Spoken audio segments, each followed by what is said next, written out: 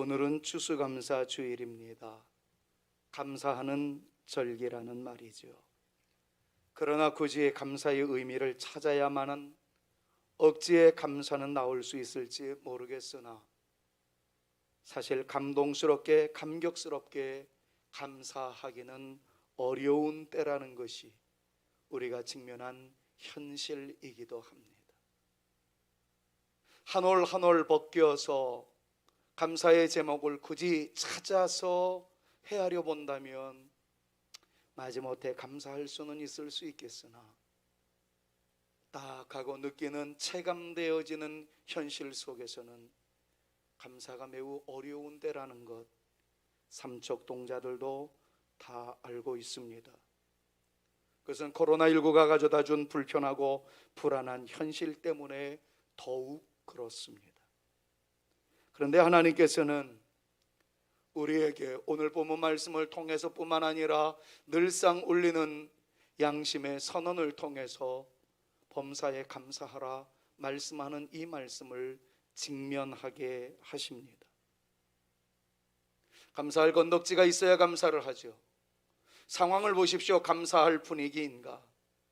우리가 얘기할 거리들이 왜 없겠습니까마는 그럼에도 불구하고 하나님은 우리에게 단호하게 또 말씀하십니다. 범사에 감사하라고 말입니다. 이 말씀 앞에 우리는 어떻게 반응을 보여야 될지를 오늘 말씀을 통해서 한번 생각해 보려고 합니다. 교회를 다니신 지 얼마 되지 않으신 분들도 이 말씀만큼만은 다 알고 있을 겁니다. 익숙한 말씀일 겁니다. 다 외우고 계시는 말씀일 겁니다. 이 말씀을 비집고 오늘 한 편의 설교를 만들어낸다는 것 쉽지 않습니다. 그러나 다른 여러 가지 주석들을 참고하기보다는 다른 여러 가지 예화를 끄집어내기보다는 본문 말씀이 우리에게 주시는 교훈을 다시 한번 직면해 보고자 합니다. 오늘 드러내고자 하는 말씀은 성경 그대로의 의미를 여러분들한테 드러내는 것에 지나지 않습니다. 그럼에도 불구하고 우리는 거대한 세 가지의 주제를 가지고 오늘 말씀을 묵상해 볼 수가 있습니다. 세 가지의 주제를 우리의 가슴 속에 새겨놓기 전에 다시 한번 이 말씀을 주목하여 볼 수 있었으면 좋겠습니다. 자, 오늘 본문 말씀 데살로니가전서 5장 18절 말씀을 다시 한번 큰 목소리로 마음에 새기듯 울리며 이 말씀을 묵상합니다. 같이 읽습니다. 범사에 감사하라. 이것이 그리스도 예수 안에서 너희를 향하신 하나님의 뜻이니. 한 번만 더 읽겠습니다. 범사에 감사하라. 이것이 그리스도 예수 안에서 너희를 향하신 하나님의 뜻이니라. 이 말씀 속에서 우리가 배워야 할 매우 중요한 첫 번째 주제가 있음을 깨닫습니다. 그것은 감사하는 삶. 그것은 예수님이 우리에게 친히 보여주신 롤 모델이셨고 그 예수님의 롤 모델이 우리에게 그대로 나타나게 하시고자 하는 하나님의 바라심이다 하는 것을 먼저 깨닫게 됩니다. 두 가지를 하나로 엮었습니다. 감사하는 삶은 예수님이 그렇게 사셨다는 거예요. 그리고 예수님이 그렇게 사신 것처럼 우리 또한 그렇게 살라는 하나님의 바라심이 감사의 삶이라는 것을 우리에게 가르쳐 준다는 것입니다. 이미 말씀드렸던 대로 다른 추석적 설명을 부과하지 않겠습니다. 데살로니가전서 5장 18절에 대한 공동 번역 팀들은 공동 번역서를 써내려갈 때 다음과 같이 성경화하였습니다. 데살로니가전서 5장 18절 말씀에 대한 공동 번역서의 번역은 이렇게 쓰여 있다는 것을 여러분 기억하십시오. 같이 한번 읽습니다. 그리고 특별히 빨간 글씨를 주목하여 보시면서 읽으시면 좋겠어요. 같이 한번 읽습니다. 어떤 처지에서든지 감사하십시오. 이것이 그리스도 예수를 통해서 여러분에게 보여주신 하나님의 뜻입니다. 아멘. 여러분, 이 말씀의 내용은 이것입니다. 범사에 감사하는 삶, 그것은 예수님을 통해서 우리에게 보여주신 다른 말로 하면 예수님이 먼저 그렇게 사셨기 때문에 우리도 그렇게 살아야 된다는 논리적 구조를 가지고 우리에게 말씀하신 하나님의 뜻, 하나님의 바라심, 하나님의 말씀이라는 거예요. 그것이 공동번역서에 기록된 순수한 해석입니다. 이것과 더불어 표준세 번역을 번역한 팀들이 있습니다. 표준세 번역서의 개정판을 보면 이렇게 기록이 되어 있어요. 같이 한번 또 읽습니다. 같이요. 모든 일에 감사하십시오. 이것이 그리스도 예수 안에서 여러분에게 바라시는 하나님의 뜻입니다. 자, 그러니까 이렇게 정리할 수 있다는 거죠. 범사에 감사하는 삶, 그것은 예수님이 보여주신 삶의 모습이자 하나님께서 우리에게 정말 바라고 계시는 하나님의 진정한 의도, 하나님의 뜻이라는 사실을 우리에게 가르쳐 주시는 내용이라는 것입니다. 그랬습니다. 예수님도 하나님께 감사하는 삶을 사심으로써 우리의 롤 모델이 되셨고 본이 되셨다라는 것이에요. 자, 그렇다면 전생애를 통해서 하나님께 영광을 올려드리며 감사의 삶을 사셨던 우리 구주 예수 그리스도, 그분은 특별히 복음서를 통해서 살펴보았을 때 어떤 처지에 있었을 때 올려드리는 감사의 모습이 있었을까요?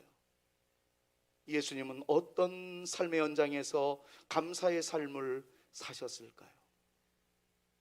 그 첫 번째는 요한복음 6장 11절의 오병이어의 사건을 통해서 하늘을 우러러 축사하신, 축복하시고 감사하신 장면을 통해서 우리는 배울 수 있습니다. 오병이어의 기적의 현장에서 예수님께서 감사하셨을 때는 오병이어의 기적이 일어나고 난 이후에 풍성함으로 수많은 사람들에게 먹을 것을 주고 난 다음에 터져나온 감사가 아니었다라는 것을 주목해 보십시오. 예수님이 하나님께 감사합니다라고 고백했을 때의 시점은 2만여 명이나 되어지는, 장정만 5천 명이 되어지는 빈들에서 먹을 것이 전혀 없었을 때 허기진 배를 움켜잡고 어디에서 떡이 나올 수 있을까를 많은 사람들이 집중하였으나 해결해 줄 만한 실마리가 전혀 없었을 때, 공허함 중에 있었을 때, 모자람 중에 있었을 때, 빈곤 중에 있었을 때, 아무런 희망이 보여지지 않았었을 바로 그때 예수님의 감사가 터져나왔다라는 사실을 우리는 주목해 보셔야 합니다. 오병이어의 사건을 통해서 나타나는 예수님의 감사의 모습은 딱 이렇게 정리할 수 있어요. 모자람 속에서 터져나온 감사였었다. 기적이 일어나고 난 다음이 아니었습니다. 하나의 손에 의해서 보리떡 5개와 물고기 2마리로 말미암아 5천 명, 모든 사람들을 또 합하면 2만 명이 먹고 남음이 있었을 때, 그때 비로소 하나님께 영광을 올려드리고 감사했던 것이 아니고 하나의 손에 의해서 오병이어가 달랑 주님의 손에 전달되었을 때, 그래서 한 제자가 이야기합니다. 이 오병이어가 이 수많은 사람에게 얼마나 되겠사옵나이까, 차라리 없는 게 낫지 라고 핀잔의 목소리가 터져 나왔을 바로 그 무렵, 예수님은 하늘을 우러러 축복하시고 감사의 기도를 올리셨다는 것에 주목해 보셔야 합니다. 또 한 사건을 여러분들에게 말씀을 드립니다. 마태복음 11장 20절에서 26절까지의 말씀을 보면 예수님의 그 엄청난 선한 역사 중에 실패의 순간이 있었습니다. 예수님이 실패하시다니요. 예수님을 만난 사람들마다 다 변화가 되어지고 놀라운 주의 역사의 주인공들이 되어질 수 있었으면 얼마나 좋았겠습니까마는 예수님께서 복음을 증거하셨는데도 예수님의 말씀에 대해서 반기를 드는 사람들이 있었어요. 그 사람들이 고라신과 벳세다에서의 사람들이었습니다. 복음을 증거하는데 거부를 당합니다. 한마디로 말하면 실패하는 순간이었습니다. 주님께서는 주님의 특유한 유머스러움을 통해서 하나님께 그렇게 기도하시죠. 하나님, 지혜 있고 슬기 있다 말하는 사람들에게는 하나님 나라의 복음을 숨기시고 어린 아이들과 같이 순전한 사람들에게 그 진리가 드러나게 하심을 감사하나이다. 다른 말로 이야기하자면, 애들 말로 이야기하자면 쪽팔림의 현장이었습니다. 예수님의 복음을 증거했는데 거부했습니다. 예수님이 그 반전의 역사를 가져올 능력이 없었겠습니까? 예수님을 반대하는 사람들이 소리를 지르고 있는 실패 현장에서 예수님은 고백합니다. 하나님, 이 놀라운 복음이 어린아이에게 들려질 수 있는 반전의 역사를 이끌어 주심을 감사합니다.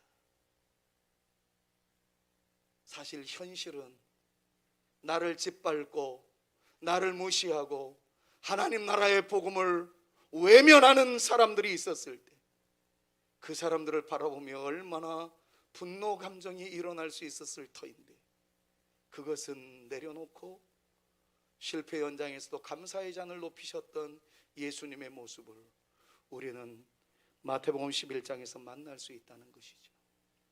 세 번째, 요한복음 11장 41절 말씀을 보면 나사로의 무덤 앞에서 터져나온 예수님의 감사의 모습이 있는 것을 여러분들 잘 아실 겁니다. 사랑하는 친구가 죽어간답니다. 예수님은 의도적으로 며칠을 더 일을 하시던 그 장소에 머무르셨습니다. 결과 사랑하는 친구가 죽었습니다. 그 사랑하는 친구는 친구 이상이었어요. 외롭고 슬프고 고독하고 배고플 때 나의 유일한 안식처를 마련해 주었고, 나의 먹을 것을 채워 주었고, 피곤에 찌들어 있었을 때 웃을 수 있는 기회를 만들어 주었던 사랑하는 내 친구 나사로. 그의 누이 동생들의 사랑을 예수님이 어찌 잊어버릴 수 있겠습니까? 친구 이상의 사랑과 환대 그리고 섬김을 받으셨던 예수 그리스도. 힘들 때 내 친구야 말씀하시며 눈물 짓던 그 예수 그리스도. 그 사랑하는 친구가 죽었습니다. 예수님은 그 현실 앞에 잠시 울 수밖에 없었습니다. 성경도 말씀합니다. 나사로의 죽음 앞에 우셨다라고 말입니다. 근데 눈물을 거두고 그가 올리신 기도는 하나님 앞에 감사이었습니다. 이해할 수 없는 반전의 모습을 주님께서 보이셨다는 거죠. 나사로의 무덤 앞에서 그가 올렸던 기도는 감사였었고, 사랑하는 사람의 죽음 앞에서조차 감사의 기도가 터져나오게 만드셨던 그분은 바로 우리 주님이셨습니다.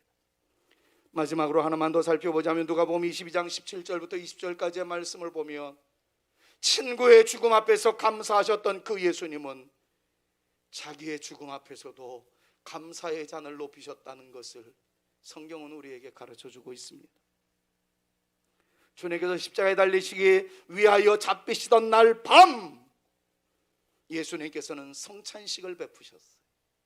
그리고 일일이 떼어주시면서 이것은 너희를 위하여 찢기는 바 내 살이며 흘리는 바 나의 피다 말씀하시면서 내가 죽어야 할 것이다, 당신의 죽음을 예고하시는 그 상황에서 하늘을 우러러 떡을 떼시기 전에 축사하셨다는,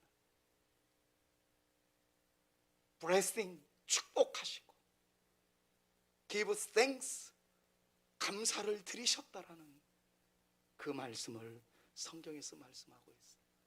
자기의 죽음 앞에서도 감사했었던 예수님, 바로 그 모습이었습니다. 그렇습니다. 예수님의 감사는 성공과 영광과 승리와 환희의 순간에 터져나온 감사가 아니라 모자람과 실패와 친구의 죽음과 당신 자신의 죽음 앞에서, 그러니까 한마디로 요약하자면 좌절하고 절망할 수밖에 없었을 때 터져나왔던 감사였다는 것을 우리는 배우게 됩니다.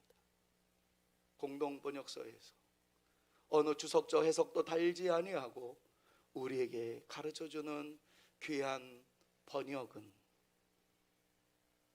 예수님은 감사의 삶을 사셨듯이 우리도 감사하는 삶을 살라는 단호한 명령이었다는 것을 깨닫습니다. 두 번째 주제를 살펴볼까요? 언제 감사할까요? 라는 질문에 대해서 주님께서는 범사라고 이야기합니다. 근데 범사라는 말을 공동번역서에서는 다음과 같이 표현했어요. 같이 한번 다시 읽어봅니다. 큰 목소리로 빨간 글씨를 더 힘주어서 읽습니다. 시작. 어떤 처지에서든지 감사하십시오. 이것이 그리스도 예수를 통해서 여러분들에게 보여주신 하나님의 뜻입니다. 영어 성경에서도 이렇게 표현을 하고 있어요. Give thanks in all circumstances. 그러니까 어쩌면 범사라는 말보다는 어떤 처지에서든지라는 말이 더 맞을 수 있겠다 하는 생각을 가져봅니다. 물론 의미는 똑같지만 말입니다. 그럼 어떤 처지에서든지라는 말을 이야기할 때마다 여러분들이 떠올려지는 한 단편이 있을 겁니다. 저는 이 어떤 처지에서든지라는 단어를 떠올릴 때마다 결혼식 때 서약식 단골 멘트가 떠올려지곤 합니다. 잘 아시는 내용 아니에요? 부할 때나 가난할 때나 건강할 때나 병들었을 때나 성공했을 때나 실패했을 때나 그 어떠한 경우에서라도 신랑은 신부를 사랑할 것이며 어쩌고저쩌고 나오는 그 내용들을 여러분들 잘 아실 겁니다. 그것이 바로 어떤 경우에서라도 어떤 처지에서라도 라는 말의 의미라고 생각합니다.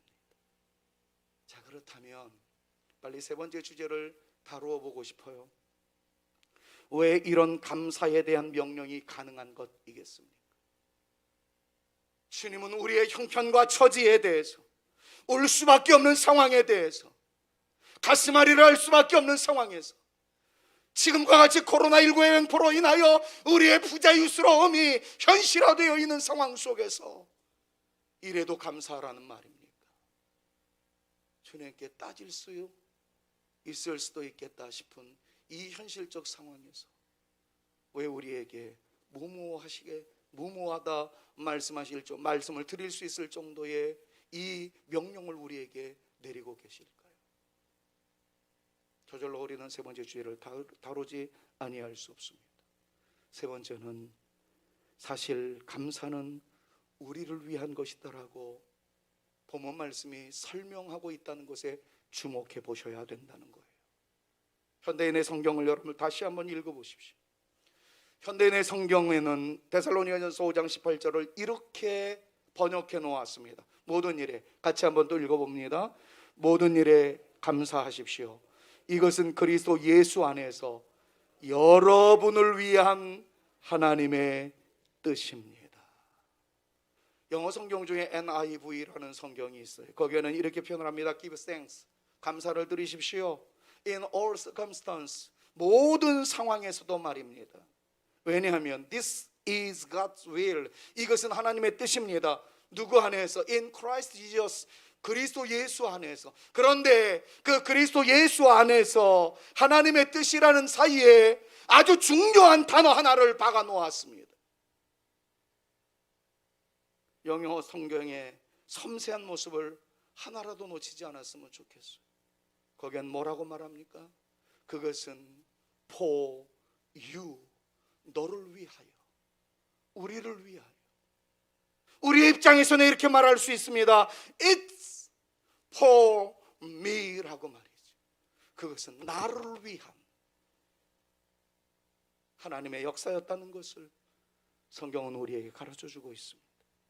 그러므로 감사라는 것을 통해서 우리의 것을 착취하고자 하는 수단이 아니라 감사는 우리를 위한, 감사하는 사람을 위한 것이다라는 것을 성경 스스로가 증언하고 있다는 것에 주목해 보셔야만 합니다. 사랑하는 성산의 가족 여러분들이 하나님께 감사하십시오. 왜냐하면 그것은 하나님의 뜻이자 하나님의 바라심이기 때문에 그렇습니다. 하나님께 감사하십시오. 예수님처럼 모자람 속에서도, 실패 속에서도, 사랑하는 이의 죽음 앞에서도, 자신의 죽음 앞에서도 감사할 수 있는 우리 모두가 되어질 수 있기를 주님의 이름으로 축원합니다. 그리고 믿으십시오. 그 감사는 바로 감사하는 사람의 것임을, 감사하는 사람을 위한 것임을 믿음으로 선포하며 나갈 수 있는 저와 여러분들 모두가 되실 수 있기를 다시 한번 우리 구주 예수 그리스도의 이름으로 축원합니다. 예수님의 감사의 모습 뒤안길에 있었던 반전의 역사를 여러분들 잘 아시잖아요. 모자람 속에서 감사하였더니 5천 명이 먹고도 장정을 포함한 모든 어린 예수를 이야기한다면 2만 명이 먹고서도 12광주리가 남았었다라는 사실을 말입니다.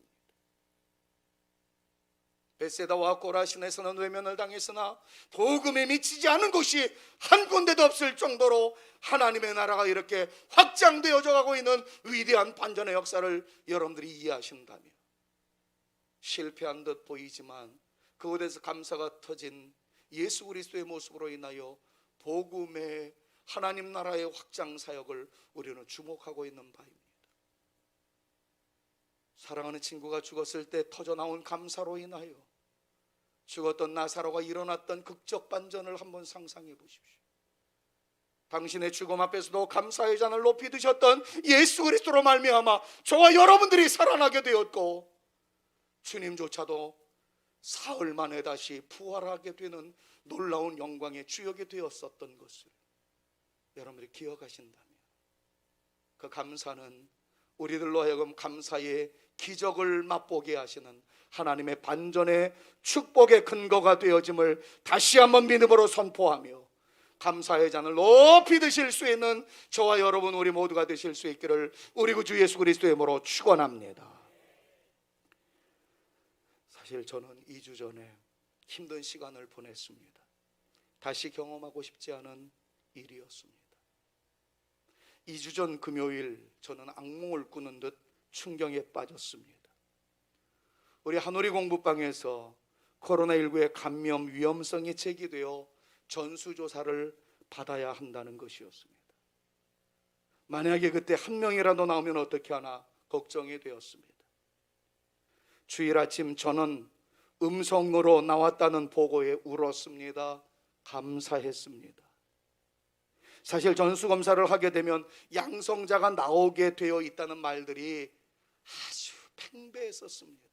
왜냐하면 알 수 없는 루트가 워낙에 많다 보니까 이게 교회에서 생긴 것인지 공부방에서 생긴 것인지 유입된 것인지 도무지 알 수가 없기 때문에 전수조사에 응하게 되면 양성자는 나오게 마련이다라는 것이 사회적 통념이었습니다.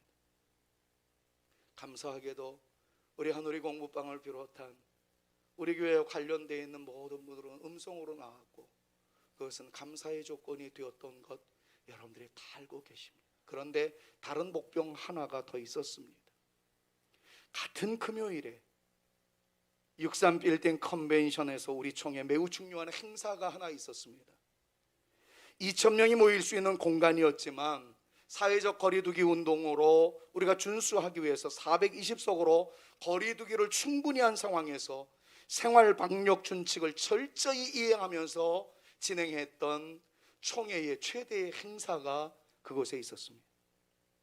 그런데 그 행사를 무사히 마치고 며칠이 지나자 총회 분위기가 어수선해지고 이상한 소문들이 들려오기 시작했습니다. 그곳에 참석했던 목사님 한 분이 코로나 양성으로 판정이 되었다는 것이었습니다.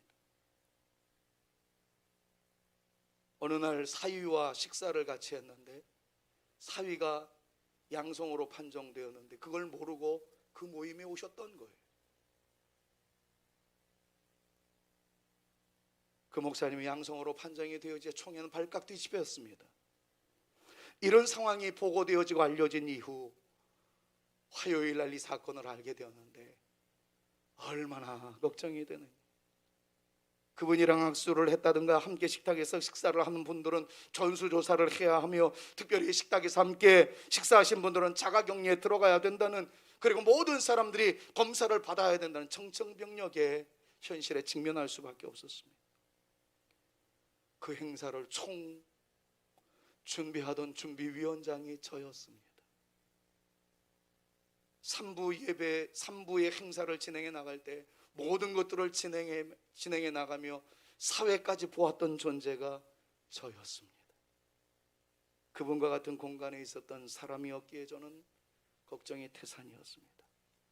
제가 만약에 양성이라면 우리 가족과 우리 사랑하는 성산의 가족들은 어쩌노, 이거부터 얼마나 고민이 저한테 달려붙던지요. 수요일에 이런 보고를 받고 병원에 갔으나 이미 선별 진료소는 문을 닫았고 저는 스스로 자가격리에 들어갔습니다. 목양실을 깨끗하게 청소해놓고 방역을 해놓고 일단은 집사람과 격리를 했습니다.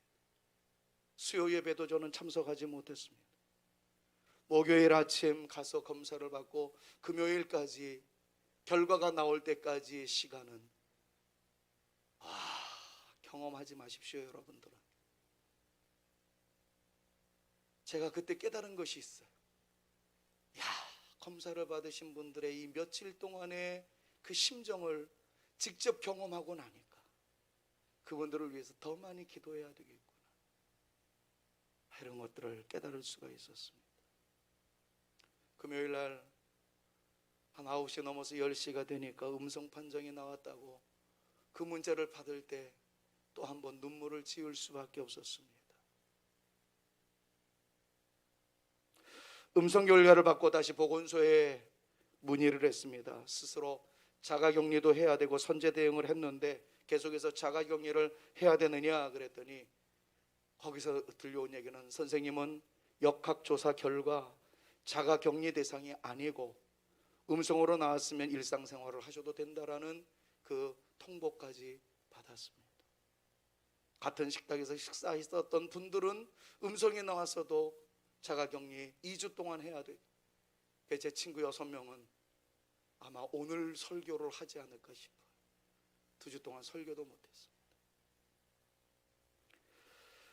그런데 감사할 일이 한 가지 있었습니다. 420명, 기자들까지 하면 한 450명 정도 모였었는데 그분들이 총회에서 다 검사 비용을 댈 테니까 검사 받으라고 다 연락을 했습니다. 모든 분들이 다 검사를 받았는데 영등포 구청 자체가 놀랐습니다.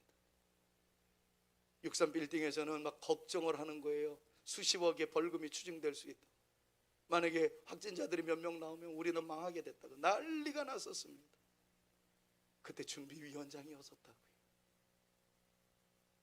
여러분들이 생각하는 것보다 정말 긴장된 상황들이었습니다. 놀랄만한 것은 450명 중에 한 명도 양성자가 나오지 않았다는 거예요. 여러분, 저는 다른 것보다도 예배를 위한 모임이었습니다. 목사님들과 장로님들이 모인 모임이었습니다. 전국 각처에서 정말 주도적인 역할을 감당하는 총회 대표적인 인물들이 모여서 하나님께 영광의 예배를 올려드렸던 그 장소에서 만약에 몇 명이라도 확진자가 나왔다면 하나님 영광 가리울 터인데, 순간 저는 이런 생각이 들었습니다. 아무 일 없는 것, 아무 일 없는 것, 그것으로 최고의 감사를 드려야 된다는 것을 저는 뼈저리 느꼈습니다. 사랑하는 여러분, 집 사는 것 놀라운 은혜입니다. 그러나 보너스입니다. 자동차 사는 거 놀라운 축복입니다. 그러나 그것도 보너스입니다. 대학 합격하는 거 우리 고3들에게는 당면한 최고의 과제이고 엄청난 시련이지만 대학에 합격하는 거 그것도 보너스입니다. 정말 우리에게 있는 어메이징 그레이스는 우리의 일상에서 아무 일 없다는 거, 그저 물 흐르듯 편안하게 살고 있다는 거, 이것이 하나님의 놀라운 은혜인 줄로 믿습니다. 일상에서 발견하는 감사가 또 하나 있었어요.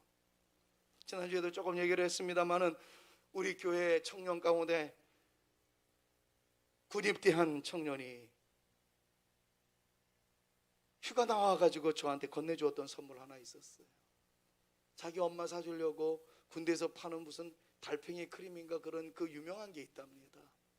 자기 엄마 거를 딱 사면서 사모님이 생각나가지고 사모님 걸 하나 더 준비했다는 거예요. 근데 그 녀석이 말 한마디를 더 하는데 울컥했어요. 그 달팽이 크림 옆에 홍삼 엑기스가 딱 보였는데 그 엑기스를 딱 보는 순간 목사님이 생각나. 자기 아빠라고 얘기도 안 합니다. 모르겠어요. 자기 아빠한테 아빠가 생각났어요. 그랬는지 모르겠지만 저한테 목사님이 생각나서 그걸 사가지고 왔어요. 액수가 얼마나 되는지 전 잘 모르겠어요. 목사님이 생각나서 사왔다는 말에 울컥했어요. 야, 누군가한테 기억되는 존재라는 게 이렇게 아름답고 황홀한 일인 것을. 그랬더니 어떤 집사님이 아니 목사님 그 달팽이 크림 받아보지 않았어요? 그러는 거예요. 아니 나 못 받아봤는데. 그랬더니 아니 군인들이 휴가 나오면 그거부터 사오는데 예원이는 안 사갖고 왔어요? 또 그러는 거예요. 그래가지고 제가 삐져가지고 그날 올라가서 김예원 전도사한테 물어봤죠. 야 임마 너는 왜 PX에서 달팽이 크림 안 사왔어? 그랬더니 한단 말이 나는 청와대 외곽 근무를 했기 때문에 PX가 없었어요. 또 그러더라고요. 어쨌든 그런 일련의 상황을 통해서 일상생활에서 누군가가 나를 기억해 준다는 것이 이렇게 큰 감사의 이유가 된다는 것을 또 하나 느꼈습니다. 고등부 교사들이 주는 감동이 있습니다. 고3들이 수능을 앞두고 고생하는데 그들을 위해서 교사들이 릴레이 기도를 하고 있다는 거예요. 한 사람 한 사람 사진을 보면서 기도의 제목을 붙들며 말입니다. 여러분들이 지금 보시는 것이 우리 고3들이 만들어 놓고 기도 제목으로 같이 기도하고 있는 제목들이 그 아래에 있는데 프라이버시에 해당되기 때문에 기도의 제목만 바꾼 겁니다. 부목사님이 일일이 만나서 사랑의 선물을 나누었고 기도해 주었고, 그리고 고3 교사들, 고등부 교사들은 한 명씩 한 명씩을 위해서 매일같이 릴레이 기도를 하고 있다는 겁니다. 그럼 자기 자식을 위해서도 그렇게 정성을 기울이기가 쉽지 않습니다. 그런데 우리 교회 다음 세대들을 위해 기울이는 고3 선생님들의, 고등부 선생님들의 정성에 감사하지 않을 수가 없었습니다. 이것만 만들었던 것이 아니라 아예 스탠드용 달력을 만들어 놓고 그걸 넘기면서 하루하루 체크하며 기도하는 고3 수험생들을 위한 고등부 교사들의 애정과 사랑이 멀찍이서 바라보는 목사에게 이렇게 큰 감사의 감동을 일렁이게 만들지 미처 몰랐습니다. 그러다 보니까 사소한 것들에 의해서 감사할 조건들이 얼마나 많은지 아무리 생각해 보아도 아무 일 없는 것이 큰 감사라는 것 다시 한번 강조할 수밖에 없습니다. 요즘 코로나19의 상황에서 우리는 당연한 것들이 사실은 당연한 것들이 아니라 큰 은혜이고 진정 감사해야 할 큰 이유가 된다는 사실을 실감하며 살고 있습니다. 평소에는 그렇게 생각을 하죠. 이거는 너무나도 당연한 것들이야, 당연한 것이기 때문에 감사조차도 생각하지 못합니다. 그런데 당연한 것들이라고 생각했던 그것이 사실은 당연한 것들이 아니었다는 것, 깊은 한숨을 내쉴 수 있다는 것, 당연한 일인 줄 알았는데 지금은 그런 쉼을 쉬기가 쉽지 않습니다. 저도 모처럼 이렇게 마스크를 쓰고 설교를 하자니 힘들어요. 호흡이 제대로 안 되네요. 벗어 제껴놓고 싶습니다. 깊은 한숨 내쉬고 싶습니다. 깊은 한숨 내쉬는 것이 당연한 일인 줄 알았어요. 근데 그게 사실은 당연한 일이 아니었습니다. 포옹하며 사는 것 당연한 일인 줄 알았습니다. 그러나 당연한 일이 아니었습니다. 코로나19가 지나고 난 다음에 많이 안아주십시오. 성도들도 안아주시고 자녀들도 안아주시고 배우자도 좀 안아주시고, 안아준다는 거 그게 당연한 일이 아니었어요. 손을 잡고 사랑의 인사를 나누는 거 당연한 일인 줄 알았는데 당연한 일이 아니었습니다. 지금은 손도 못 잡아요. 함께 식사하면 반찬을 떠먹여주고 떼어주고 음식을 더 나눠주면서 많이 드시라고 인사를 나누었던 것, 당연한 일인 줄 알았는데 당연한 게 아닙니다. 오늘도 감사의 추수감사절의 기념떡 절대로 떼어주지 마십시오. 교회에서 드시지도 마십시오. 집으로 가셔서 드십시오. 당연한 줄 알았는데 당연한 게 아니었습니다. 당연한 줄 알았는데 아닌 것이 너무 많은 현재 상황에서 그저 감사하며 사는 우리네 인생이 되어질 수 있기를 우리 구주 예수 그리스도의 이름으로 축원합니다. 이번 한 주 숙제를 드리겠습니다. 하나님께 감사의 찬양을 좀 많이 올려드리시되, 특별히 배우자에게, 사랑하는 가족들에게, 성도들에게, 나를 위하여 기도해주는 그분들에게 고맙다고 한 100번씩 좀 인사할 수 있는 그러한 추수감사절기가 되어질 수 있기를 주님의 이름으로 부탁을 드립니다. 옆에 있는 분들이랑 이렇게 한번 축복할까요? 함께 예배 드릴 수 있어서 고맙습니다. 서로에게 한번 인사 나누겠습니다. 함께 예배 드릴 수 있어서 고맙습니다. 이번 일주일 동안 어떻게 해서라도 고마움을 표현하세요. 여보 잘 다녀오셔서 고마워요. 아이들이 건강한 모습으로 들어오는 것이 얼마나 고마운 일인지, 여러분들의 일상생활에서 아무 일 없는 것이 얼마나 고마운 일인지, 코로나19의 한복판에서 맞이하는 추수감사절 우리가 꼭 기억합시다. 당연한 것들은 결코 당연한 일이 아니었습니다. 아무 일 없다는 것이 얼마나 어메이징한 그레이스인지, 얼마나 놀라운 은총인지를 우리 한번 깨달으면서 감사의 삶을 이어나가는 저와 여러분, 우리 모두가 되실 수 있기를 우리 구주 예수 그리스도의 이름으로 축원합니다.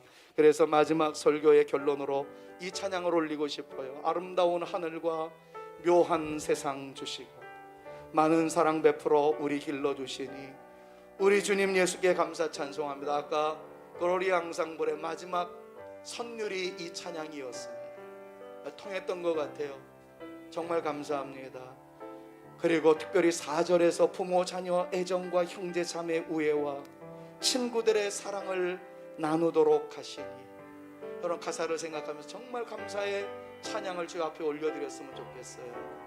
아름다운 하늘과 묘한 세상 주시고 많은 사랑 베풀어 우리 길로 주시니 우리 주님 예수께 감사 찬송합니다.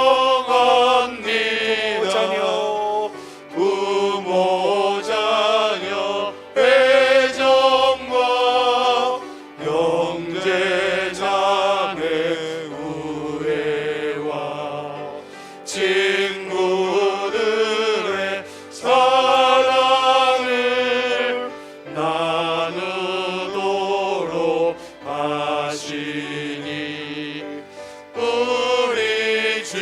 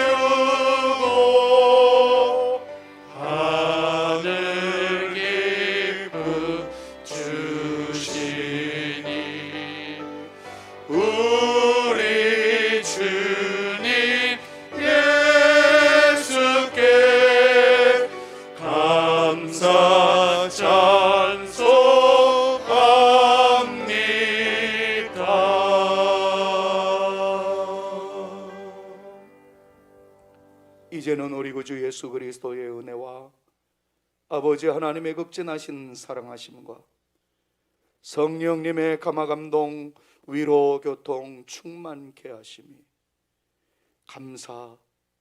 그것은 감사하는 사람을 위한 것일 뿐만 아니라 예수님께서 걸어가신 그 길 이옵기에 주님 따라 살아가기를 원하는 우리를 향하신 하나님의 바라심이며, 오히려 이것으로 인하여 하나님께 올려드릴 반전의 역사가 나타남을 믿음으로 선언하면서 아무 일 없었던 것이, 너무나도 당연하다라고 느꼈던 것이 사실은 놀라운 주님의 은총임을 헤아림으로 감사의 잔을 높이 드는 내 인생 되어지기를 원하오니 나를 사용하여 주시옵소서. 기도하며 돌아가는 주의 택한 자녀들 머리 위에와 저들의 가정 위에와 우리 교회 위에 이제로부터 영원토록 함께 있을지어다. 아멘.